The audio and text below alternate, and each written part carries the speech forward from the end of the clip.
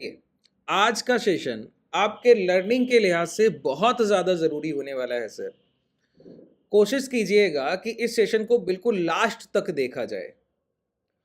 जो लोग पूछते हैं ना कि चार्ट रीडिंग बड़ा टफ लगता है सर, आप जब बता रहे हैं तो बड़ा ईज़ी टू अंडरस्टैंड लग रहा है, आसानी से समझे जा रहे हैं, अगले दिन ट्रेड करना आसान हो रहा है। लेकिन जब खुद चार्ट देख रहे हैं तो बड़ी तकलीफ आ रही है। तो चार्ट को कैसे देखते हैं? सर, पहली चीज़ है कि प्राइस के इमोशन से जुड़िए। और जितने कॉन्सेप्ट मैं आपको सिखाऊँ एटीएम, मैं आपको सिखाऊँ बॉलिंजर बैंड, मैं आपको सिखाऊँ पॉजिटिव कंसोलिडेशन, मैं आपको सिखाऊँ टाइम विद प्राइस, ठीक है? मैं आपको सिखाऊँ सीपीआर, विक्स, जो भी मैं आपको सिखा रहा हूँ और जितनी चीज़ें मार्केट को कोरिलेट करती हैं, ये सब आपकी टुगेदर लर्निंग है सर। सारी चीज़ें एक दूसरे से कहीं न कहीं जुड़ी हुई हैं।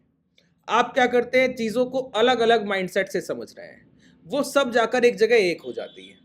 तो आज हम लोग यही समझेंगे कि एक प्राइस के स्ट्रक्चर को, चार्ट को, कैंडलस्टिक्स को हम लोग कैसे ओवरव्यू में देखते हैं और फिर एक डिसीजन तक पहुंचते हैं। और उसी कड़ी में मैं एक शेयर भी आपको मेंशन करूंगा जो आपको खरीदना है और उसी का हम एनालिसिस करेंगे और आप खरीदारी कीजिएगा और अगले 2 हफ्ते में मुझे उसके रिजल्ट्स बताइएगा सर। ठीक है? सबसे पहली शुरुआत करते हैं। अभी जिस चार्ट को हम लोग देख रहे हैं, ये चार्ट है रिलायंस इंडस्ट्रीज़ का और इसको मैं अभी मेंशन करता हूं कि ये बाई में है, आप इसमें खरीदारी करेंगे अब। ये बाई में है, जो भी हो। अभी रिसेंट इसका प्राइस 1274 है और ये आपका इन्वेस्टमेंट पर्पस और स्विंग पर्पस दोनों से सबसे बेहतरीन शेयर है। पहला टारगेट 1600 है सर, फर्स्ट टारगेट आपका 1600 ये मान के चलिए। ये स्विंग के लिए, अगर शॉर्ट टर्म स्विंग कर रहे हैं तो पहला टारगेट 1330 1340 ये रिसेंट है कि पहले पहले सबसे पहले इसको टच करेगा। और अगर आप इन्वेस्टमेंट कर रहे हैं तो इसको आप होल्ड करेंगे 2200 से 2400 के टारगेट के लिए। बात क्लियर हुआ? तो तीनों मैंने टारगेट आपको पहले बता दिए। अब मैं आपको बताऊंगा कि इस डिसीजन मेकिंग तक, इस परिणाम तक, इस रिजल्ट तक कि अभी खरीदना है, ये हम कैसे पहुंचे। दूसरी बात, किसी को शेयर में सर डिस्काउंट बड़ा अच्छा लगता है कि डिस्काउंट, सस्ता शेयर मिल रहा है वो खरीद लीजिए। कि 100 रुपए का कोई शेयर बता दीजिए, अरे सर परसेंटेज ऑफ रिटर्न इतना ही होता है। ठीक है? आप 1000 रुपए का शेयर खरीदिए, 2% देगा, रुपया उतना ही देगा आपको। ठीक है? 100 रुपए के शेयर खरीदिए, 10 खरीदिए, 2% रिटर्न, पैसा उतना ही देना है आपको, कुछ अलग नहीं देगा वो भी आपको। तो सबसे पहले शुरुआत करते हैं रिलायंस इंडस्ट्रीज के चार्ट रीडिंग से। पहला काम, हम सबसे पहला जो काम करते हैं वो होता है प्राइस को उसके वीकली, डेली और मंथली टाइम फ्रेम पर एनालाइज करना, जिसको हम कहते हैं मल्टीपल टाइम फ्रेम एनालाइज करना। मल्टीपल टाइम फ्रेम पर जब भी आप देखेंगे ना तो हम लोग टॉप टू बॉटम अप्रोच को सबसे पहले प्रेफर करते हैं कि टॉप टाइम फ्रेम सबसे पहले देखा जाए, जैसे कि मंथली टाइम फ्रेम। अच्छा, इसको कई बार हम लोग अपने प्राइस एक्शन के अकॉर्डिंग रिवर्स भी कर लेते हैं इस कंडीशन को। तो अभी अगर आप गौर करें तो रिलायंस इंडस्ट्रीज ने अभी तक किया क्या है, पहले तो वो समझते हैं। 2021 का ये सबसे शार्प करेक्शन के बाद जो इसके हाई लग गए थे वो थे 1173। ठीक है? अच्छा, ये जो अभी ये प्राइस है, ये एडजस्टमेंट प्राइस है क्योंकि रिलायंस को 1:1 में अभी स्प्लिट किया गया था। उसके बाद जो ये 2500-2600 का भाव था वो प्राइस यहाँ पर मेंशन होकर उसके बाद ये प्राइस आपको दिख रहा है। तो कभी कंफ्यूज मत हो ये जाएगा कि 1200 के हाई की मैंने तो 2000 का शेयर देखा है, ऐसे मत समझिएगा। ठीक है? देखिए, तो यहाँ पर जो हाई लग गए थे वो लग गए थे 1078 2020 में। उसके बाद प्राइस ने जब ये लो लगाने के बाद मंथली टाइम फ्रेम पर जो ये रिजेक्शन लिया ना, ये रिजेक्शन कब लिया? ये रिजेक्शन लिया अक्टूबर 2021 में। अच्छा, ये देखिए, जब मैं कैंडल पे अपना कर्सर ले जा रहा हूं तो टाइम नीचे लिख कर आ रहा है और प्राइस हॉरिजॉन्टल लाइन से कनेक्टेड है और प्राइस और जो डेट है वो वर्टिकल लाइन से कनेक्टेड है, डॉटेड लाइन। देखिए 1229.70 का प्राइस है और फ्राइडे 1 अक्टूबर 2021 का मंथली कैंडल, अक्टूबर महीने का है। ठीक है? फ्राइडे से शुरुआत हुई। तो तब ये हाई लगे 1248। रिसेंट हम कहां ट्रेड कर रहे हैं? 1251। इसको मैं आपको जिस कॉन्सेप्ट में समझाता हूं वो है टाइम विद प्राइस का करेक्शन। करेक्शन दो तरीके के होते हैं ना सर बाजार में। पहला करेक्शन होता है प्राइस वाइज करेक्शन और दूसरा करेक्शन होता है time wise correction. Time wise और प्राइस वाइज करेक्शन में जो डिफरेंस है वो ये है कि अगर कोई प्राइस मंथली, क्वार्टरली या हाफ ईयरली टाइम फ्रेम पर कभी आप एनालाइज करेंगे तो उसमें कुछ चीजें आपको बड़ी कॉमन दिखेंगी। क्या? कि प्राइस का अल्टीमेट ट्रेंड तो हायर हाइज है, कि भाव को जाना तो ऊपर ही। कोई भी कंपनी अगर अच्छा काम कर रही है, 100-150 साल काम करेगी तो उसका आउट परफॉर्म होना तो तय है। उसके भाव का बढ़ना तो तय, उस शेयर का महंगा होना तो तय, लेकिन शॉर्ट टर्म में उसमें कहीं ना कहीं पैनिक आते रहेंगे, न्यूज बेस्ड, कहीं रिजल्ट्स खराब हैं, क्वार्टरली रिजल्ट्स खराब हैं, कई कंपनीज अपने नए ऑपरेटिंग बिजनेस को स्टार्ट कर रही है, उसकी वजह से उसके नेट प्रॉफिट्स कम दिखते हैं बैलेंस शीट में। तो वो पैनिक जो आता है ना क्वार्टरली हाफ ईयरली बेसिस पर, वो पैनिक क्या करता है, प्राइस में दो तरीके के करेक्शन लेकर आता है। पहला ये कि 1,000 रुपए का भाव आसानी से कर जाएगा 600 और फिर लौट कर फिर आ जाएगा 1,000, और ये साइकिल पूरा होने में जो समय लगता है वो 6 से 8 महीना, कभी 2 साल, कभी 3 साल, वो price to price, equity to equity निर्भर करता है। तो प्राइस को अल्टीमेट लौट कर उसी भाव पर आना है, चाहे वो गिर कर आ जाए, चाहे 1,000 रुपए पर ही वो 2 साल तक रुका रहे। कोई प्राइस 2 साल में 1,000 रुपए से गिरकर 500 गया, लौट कर फिर 1,000 आ गया। ये क्या था? ये था प्राइस वाइज करेक्शन, कि भाव ने खरीदने का मौका दिया फिर आया है। दूसरा होता है टाइम वाइज करेक्शन। अच्छा, जो लार्ज कैप इक्विटी होता है, लार्ज कैप जैसे HDFC bank, ICICI bank, Reliance हुआ, एसबीआई हुआ, इन सारे शेयर्स में जो होता है वो होता है मैक्सिमम टाइम पर time wise correction. Price wise correction बहुत कम होता है, क्योंकि इसमें ऑप्शन सेलर्स अपनी पोजीशन बहुत हाई क्वांटिटी में रखते हैं। इस कारण से प्राइस को लिमिटेशंस होती हैं चलने और गिरने के लिए। तो कभी भी बड़े करेक्शन नहीं होंगे ऐसे टाइम पर कि आप देखें कि एक महीने में रिलायंस 20% टूट गया। जैसे मिड कैप और स्मॉल कैप्स के शेयर्स टूट जाते हैं, ऐसा डाउनफॉल आप बहुत रेयर देखेंगे ऐसे शेयर्स में। वो तभी होता है जब प्राइस दूसरी रैली के जस्ट एकदम बॉटम पर बैठा हो, शुरुआत होने को बैठा, तभी होगा ऐसा कोई करेक्शन। अगर कभी आपको एचडीएफसी में 15% का अचानक करेक्शन दिख जाए और 2 साल से कंसोलिडेट कर रहा हो, आंख बंद करके खरीद लीजिएगा सर। आईसीआईसीआई बैंक में ऐसा कभी दिख जाए, आंख बंद करके खरीदिएगा सर। बस थोड़ा सा बैलेंस शीट को देखते रहिएगा, और कुछ नहीं देखना है, ठीक है। अब देखिए यहाँ पर प्राइस ने जो 2000 अक्टूबर 2021 में हाई लगाए थे, और अभी हम ट्रेड कर रहे हैं 1272। 3 साल में लार्ज कैप का जो अनुमान है वो है कि 8 से 10% का रिटर्न आसानी से हंसते हंसते ईयर ऑन ईयर बेसिस देता है। तो ये 10% की ग्रोथ, अब हम 2024 खत्म कर रहे हैं, 22, 23, 24 सर, 3 साल में 30% का तो हाई प्राइस मिलना चाहिए था 1200 से, ठीक है। तो लगभग लगभग इस प्राइस को 1600 तो ट्रेड करना चाहिए था। वही हमारा पहला टारगेट है कि 1600 प्लस तो ये जाएगा, अभी बहुत जल्दी जाएगा। तो अब ये जो 1600 जाएगा वो जाएगा कैसे? तो ये अपर विक था। अपर विक एक कैंडल में जब बन गया हो तो उसके बाद प्राइस अगर गिरावट नहीं करता है तो वहां से मोमेंटम चेंज होता है। तो प्राइस पहली बार इसको रिटेस्ट करे या ब्रेक कर दे, तो ब्रेक करने के बाद मोमेंटम बड़े स्ट्रांग होते हैं सर। तो प्राइस ने क्या किया, इस अपर विक का जो सेलिंग प्राइस है उसको पहली बार रिटेस्ट किया कब? अप्रैल 2022 में। दूसरी बार रिटेस्ट किया दिसंबर 2022 में। तीसरी बार रिटेस्ट किया अक्टूबर 2023 में। 3 बार रिटेस्ट किया इस मंथली सेलर को जो 1244 से 1250 की रेंज में बैठे थे।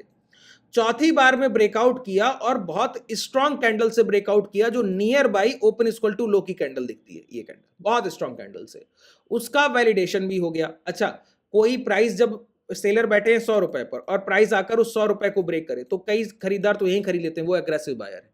लेकिन जो डिफेंसिव बायर है ना, वो वेट करता है किस चीज का, ये देख लें खरीदार अच्छे हैं कि नहीं। तो 100 रुपए का शेयर जब 140 चला जाएगा, अब वो समझेंगे हाँ अच्छे खरीदार थे, 40% का मोमेंटम करा दिया इन्होंने सर। वो डिफेंसिव बायर है, वो जब तक कंफर्मेशन नहीं कर लेते तब तक हाथ नहीं लगाते।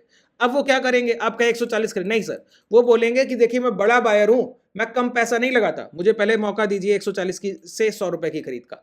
तो प्राइस क्या करता है, ब्रेकआउट करता है, वैलिडेट करके एक मोमेंटम देता है, जब पूरा कंफर्मेशन हो जाता है तब उसका रिटेस्ट करता है।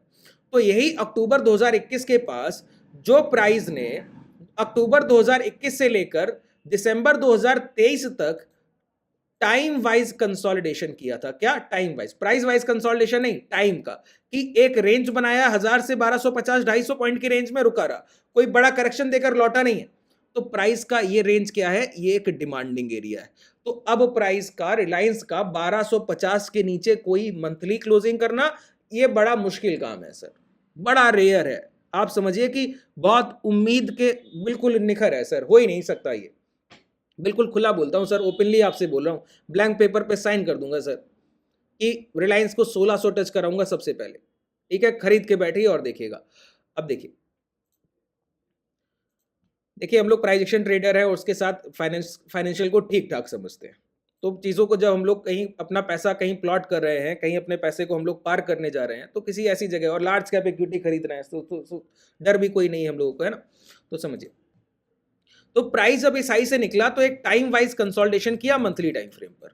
उस मंथली टाइम फ्रेम के कंसोलिडेशन के बाद हमको एक मोमेंटम मिला जो प्राइस को 1600 तक ले गया, जो इसका फेयर वैल्यू था कि लगभग लगभग 10% का on an average return large cap equity देगा, चाहे एचडीएफसी की बात कीजिए, चाहे एसएससी की, चाहे रिलायंस की, चाहे आप किसी की कोई भी कोटक उठा लीजिए, कोई भी आप उठा लीजिए, इतना तो मिनिमम देना चाहिए, इसके अबव कितना भी दे फिर, ठीक है।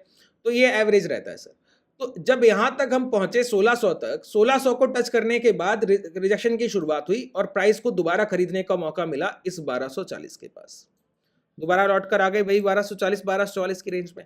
अब टॉप का प्राइस देख लिया मंथली टाइम फ्रेम पे, रिलायंस स्ट्रॉन्ग दिख गया है सर।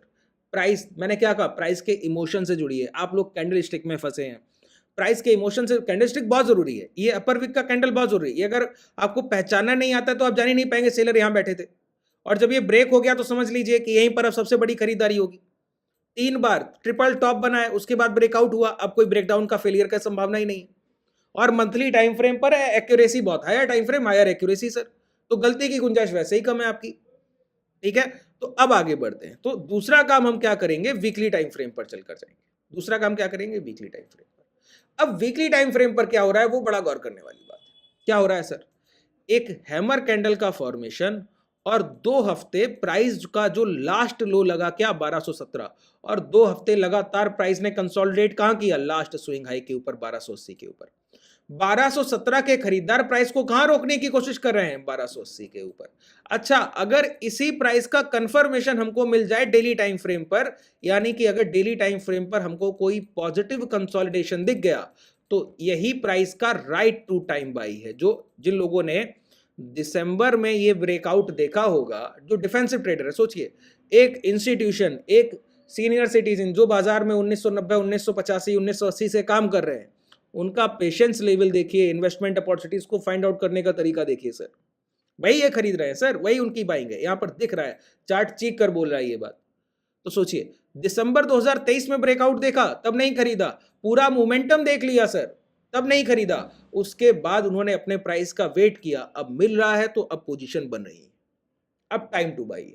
अब ये मान के चलिए कि इस ब्रेकडाउन की संभावना, 1200 के ब्रेकडाउन की संभावना बहुत रेयर है, और इस प्राइस के नीचे 1150 के 1100 के नीचे तो इसको आना ही नहीं है।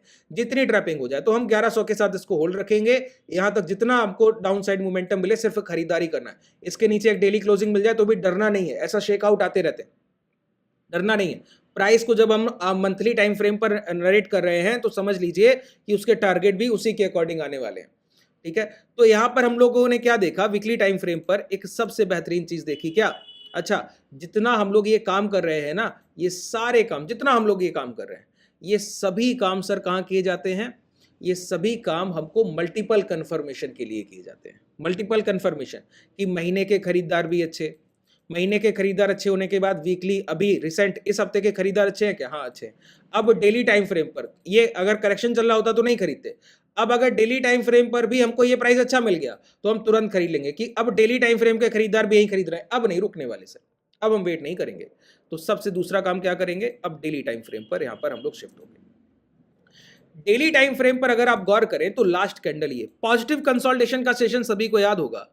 जिन्होंने पॉजिटिव कंसोलिडेशन को अभी तक नहीं समझा है तो डिस्क्रिप्शन में आपको टेलीग्राम और व्हाट्सएप कम्युनिटी का लिंक मिलेगा, वहां पर उसको ज्वाइन कर सकते हैं, वहां मैं उस वीडियो को पिन करा दूंगा, या फिर इस सेशन को कंप्लीट देखने के बाद चैनल को ओपन कीजिएगा तो वहां पर आपको पॉजिटिव कंसोलिडेशन का सेशन मिल जाएगा, उसको डायरेक्टली भी देख सकते हैं। दूसरी बात समझिए, देखिए पॉजिटिव कंसोलिडेशन का मतलब अच्छे खरीदार वो हैं जो अपनी आखिरी खरीदारी के भाव से प्राइस को बहुत दूर फाइट करते हैं सेलर से। अगर हमने आखिरी खरीदारी अपनी 100 रुपए पे की तो प्राइस में पहले ही इतनी खरीदारी कर देंगे कि प्राइस को 104 ले जाके खड़ा करेंगे, यहां सेलर से फाइट करेंगे, क्योंकि सेलर कुछ बेच भी देना तो हमारे लास्ट बाइंग प्राइस तक ना आ पाए, उसके पहले पहले हम फिर उतना ही खरीद लेंगे। तो एक बड़े खरीदारों की ये पहचान है क्या, कि अपने लास्ट बॉटम से प्राइस को बहुत दूर कंसोलिडेट कराते हैं। तो इनका लास्ट बाइंग प्राइस है 1217 और ये फाइट कहां कर रहे हैं, इनकी फाइटिंग रेंज है 1271 से लेकर 1320। सोचिए लास्ट स्विंग हाई के ऊपर प्राइस ने जैसे ही यहां पर दोबारा डेली टाइम फ्रेम पर बिकवाली की शुरुआत की तो आज ही हम लोगों ने इस प्राइस को यहां टच किया, टच करने के बाद रिवर्सल करके एक अच्छी 1270 के अबव की क्लोजिंग दी। इसीलिए मंथली टाइम फ्रेम से नरेट करते हुए प्राइस को हम कहां लाए, डेली टाइम फ्रेम तक, जहां हमको क्लैरिटी से दिखता है क्या कि प्राइस बाई में। अब डेली टाइम फ्रेम से शॉर्ट टर्म स्विंग के लिए क्यों खरीदारी कर रहे हैं? अगर कोई प्राइस, एक रूल बता रहा हूं, ये पूरा एक सेटअप की तरह होता है कि अगर कोई प्राइस अपने प्रीवियस डे लो पीडीएल को ब्रेक करे, ब्रेक करने के बाद दोबारा लौट कर अगर उसी रेंज में आ जाए, प्रीवियस डे लो के अंदर आ जाए, तो समझिए अब प्राइस में ये जो लो बन गए ये तो ब्रेक नहीं होंगे। इसके बाद अगर प्राइस अपना प्रीवियस डे हाई भी ब्रेक कर दे तो अब मोमेंटम और शार्प हो जाएगा, जो भी लास्ट स्विंग हाई बना होगा वहां तक चलकर जाएगा। तो आज के सेशन में प्राइस ने क्या किया, 1260 जो कि कल का लो था उसको ब्रेक किया, लोअर टाइम फ्रेम पर आ जाइए, अच्छे से समझ आएगा। देखिए सर, जब तक आप प्राइस को अच्छे से एनालाइज करेंगे ना तो चीजें आपके लिए बड़ी आसान रहेंगी। वही मैं बोल रहा हूं। अब यही एक चार्ट रिलायंस जो time with price, positive consolidation, उसके बाद पीडीएल, इन सारी चीजों से आकर एक जगह आकर मिल रहा है। तो ये क्या है, आपकी लर्निंग का एक कॉम्बिनेशन है ना। एक जगह आकर आपकी सारी सीखी हुई चीजें यूज हो रही हैं कि नहीं, एक ही चार्ट में यूज हो रही, एक ही ट्रेड प्लान में कर रहे हैं सारी चीजें यूज। तो आप क्या कर रहे हैं, इन चीजों को अलग अलग सीख रहे हैं। वही मैं आपको समझाने की कोशिश कर रहा हूं। कोई कॉन्सेप्ट अलग नहीं है, बस आपको देखने का लहजा अलग हो रहा है और कोई दिक्कत नहीं है। तो प्राइस देखिए, प्रीवियस डे लो ब्रेक हुए, गिरकर आए 1240, लौट कर अंदर आ गए। कल का हाई क्या है बताइए, कल का हाई 1270। अगर मंडे ट्यूसडे कभी भी अगर ये 1270 जैसे ही निकलेगा तो पहला टारगेट 1330, 1320, 1330 ये सबसे पहले चलकर जाएगा। इसके बाद कभी भी मिल जाए आंख बंद करके खरीदिएगा, कोई तकलीफ की बात नहीं। दूसरा, हमारा पहला टारगेट अगर बड़े टाइम फ्रेम पर तो 1600, और ये टारगेट आपको बहुत जल्दी रिलायंस में देखने को मिलेगा। इसमें बहुत ज्यादा समय नहीं लगना है, बस वेट एंड वॉच, खरीद कर रखिएगा, होल्डिंग टाइट कीजिएगा कि एक महीना और निकल जाए तो भी कोई तकलीफ नहीं। अच्छा, ये एक और मल्टीपल कंफर्मेशन है कि यहां पर प्रीवियस 3 महीने लगातार लोअर लोज बनने के बाद ये महीना डोजी बन रहा है, इसके हाई निकलेंगे, मोमेंटम मिलेगा। मैं आपको दिखा दूं, एक सेटअप होता है सर, आप लोग कमेंट सेक्शन में बताइएगा तो बताऊंगा। देखिए, पहला कैंडल, दूसरा कैंडल, तीसरा, अब ये डोजी बन रहा है। जैसे ये हाई निकलेंगे 1330 के बाद सबसे बड़ा मोमेंटम यहाँ से ट्रिगर होगा और प्राइस ये 1600। और मेरा मानना है 1600 के बाद जो भी डाउनसाइड मोमेंटम मिले 1450 से पहले फिर घूमेगा और ये ऑल टाइम हाई ब्रेक होकर 2200, 2300, 2400 ये टारगेट है सर इसके। ठीक है, उम्मीद है बेहतर तरीके से। देखिए, हम लोगों ने किसी इंडिकेटर का यूज किया क्या, नहीं। अगर करना चाहे तो कर सकते हैं, और मल्टीपल कंफर्मेशन करना चाहे बिल्कुल कर सकते हैं, क्यों नहीं कर सकते। आप मुझसे पूछेंगे किसका, सर लॉजिकल टूल का यूज कीजिए ना, मंथली टाइम फ्रेम देख रहे हैं, फिबोनाची का यूज कीजिए। ये खरीदारी मैं आपको लिख कर देता हूं 38% या 50% के पास चल रही है, और ये इसका बॉटम है, दिखाऊं आपको।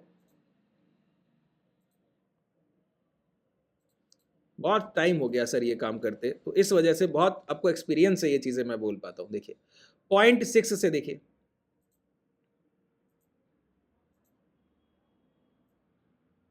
थोड़ा बड़ा करूं इसको, अब देखिए 0.6 को टच किया और 0.5 का लेवल ये इसी के पास, ये पूरा जो भी चल रहा है वो वहीं चल रहा है। 0.6 को ब्रेक नहीं करेगा और आधे पूरे मोमेंटम के 50% के करेक्शन के बाद जैसे ही इसके ऊपर आया तो पहला टारगेट 1600 है सर, बिना रुके सर। रिलायंस को अपने पोर्टफोलियो का पार्ट बना कर रखिए। हाई वेटेज में जो शेयर आपको डिस्काउंट देता है ना वो सबसे अच्छा प्राइस होता है। इस समय ICICI बैंक भी बाइंग में है, ऐसा नहीं है ICICI बैंक नहीं बाइंग में, HDFC बैंक भी बाइंग में, लेकिन अभी हम लोगों ने रिलायंस को डिस्कस किया है। ठीक है, तो उम्मीद है बेहतर तरीके से आपने चीज़ों को समझा होगा। अगर आप हमसे जुड़ना चाहें तो डिस्क्रिप्शन में टेलीग्राम व्हाट्सएप कम्युनिटी का लिंक है और उसके साथ कॉन्टैक्ट डिटेल भी है। अगर आपको कोई डाउट आता है तो कमेंट सेक्शन में पूछ सकते हैं। अगर आपने के शेयर कोई पोर्टफोलियो आपके पोर्टफोलियो में कोई शेयर आपके पोर्टफोलियो का हिस्सा है और उसमें कोई डाउट आ रहा है, अभी आप होल्ड कर रहे हैं, तो उसके बारे में पूछ सकते हैं। ठीक है, शुभ रात्रि, धन्यवाद।